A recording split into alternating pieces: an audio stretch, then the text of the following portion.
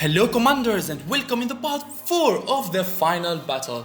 Today we continue this fierce land war between the Eastern European team and the South American team. These two, they are colliding fiercely here in the center of this huge province. Meanwhile, the South African team has started his campaign through the door of the South American team with an air assault.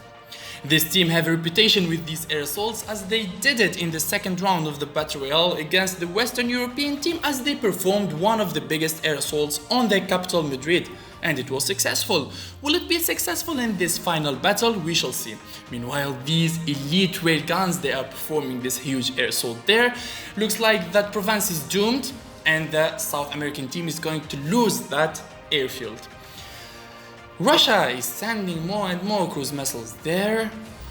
This war have seen a lot of nuclear firepower, ICBMs, ballistic missiles and cruise missiles from all the sides.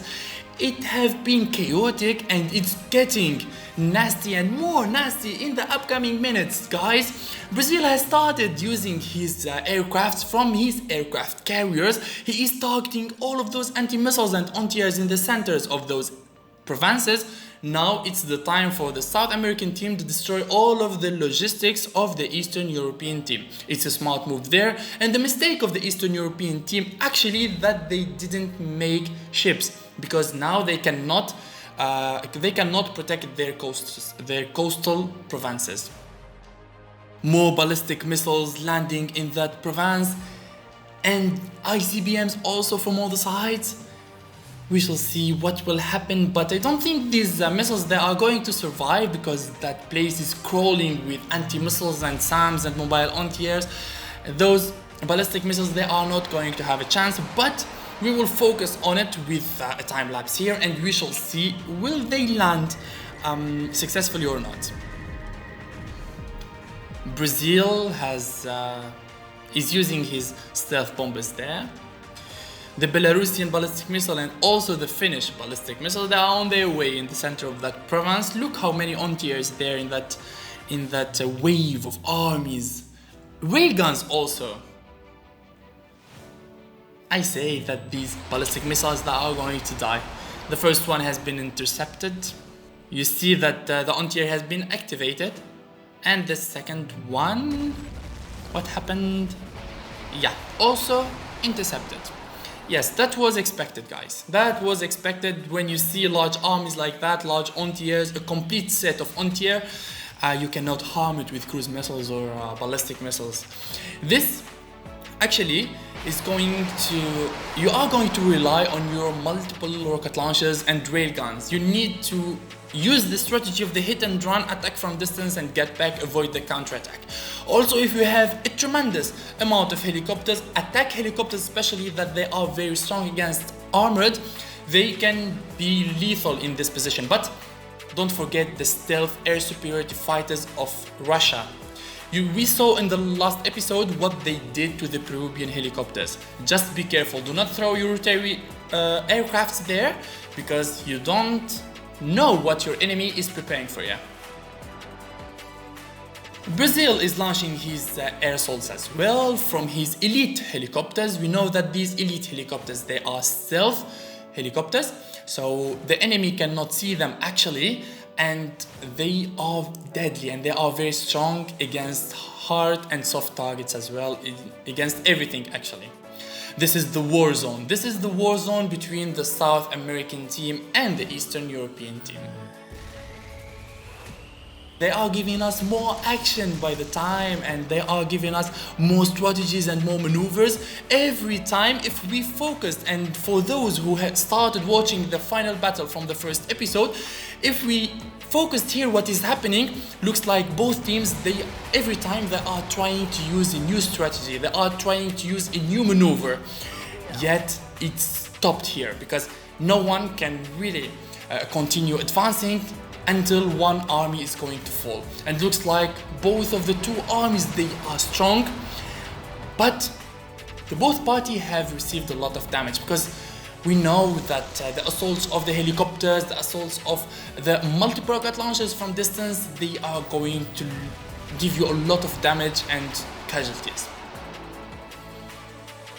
You see, Belarus is attacking from distance and getting back. His stacks, they appear and disappear. That's what we call the hit and run. You do not stay static in one position. You always move. You attack and go back quickly. Come on, don't stay in the same position, because like that, the enemy is going to target you. This is the South African team. Actually, he is preparing his armies on the gates of the provinces to the center, Alice Springs. Looks like when the time comes, the South African team is going to be the first one to advance to the capital, Alice Springs.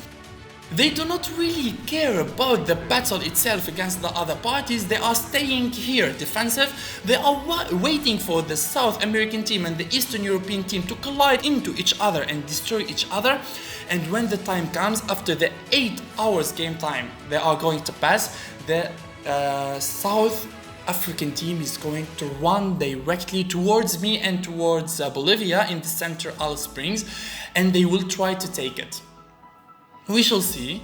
Will they be successful to take it? Their strategy is quite reasonable here. We can really understand that they wish not fight and lose time fighting the other teams, yet they want to go directly to the jackpot.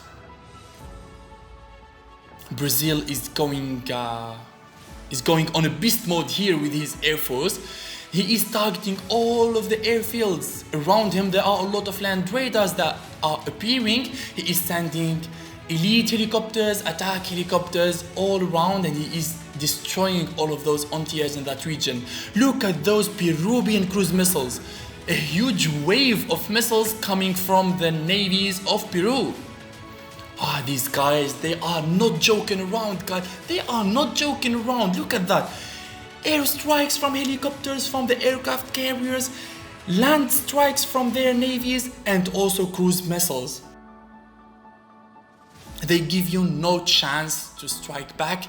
They give you no chance to flee. They give you no chance to survive. Those Russian air force, they are grounded there, and they will be destroyed with those helicopters.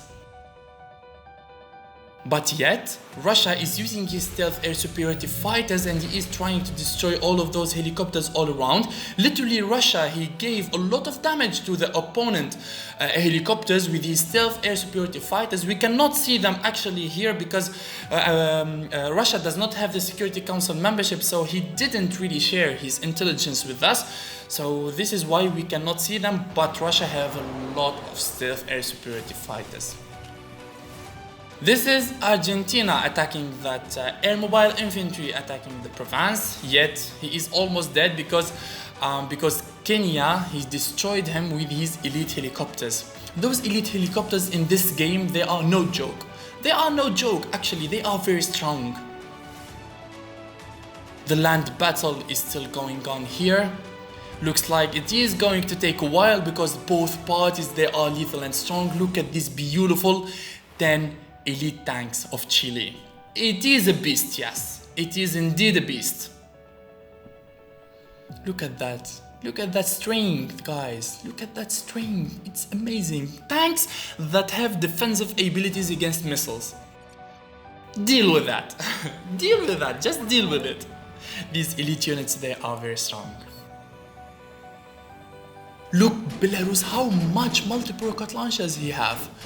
They literally focus all of their firepower on one single target. In that way, the Eastern European team, they can annihilate one target in one single strike when almost like 30 multiple rocket launchers, they are going to strike you at once. They literally focus all of their firepower on one single strike, and later on they go to the second target. This is what they did against us in the first round against my team.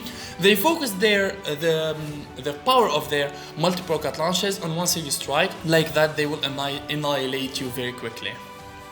Chile is performing an air assault behind the enemy lines. And now a huge wave of Belarusian missiles is coming to the scene of the battle, to the war zone. But we are at the end of today's episode. We shall see in the next episode what will happen with those Belarusian ballistic missiles. See you guys and bye bye.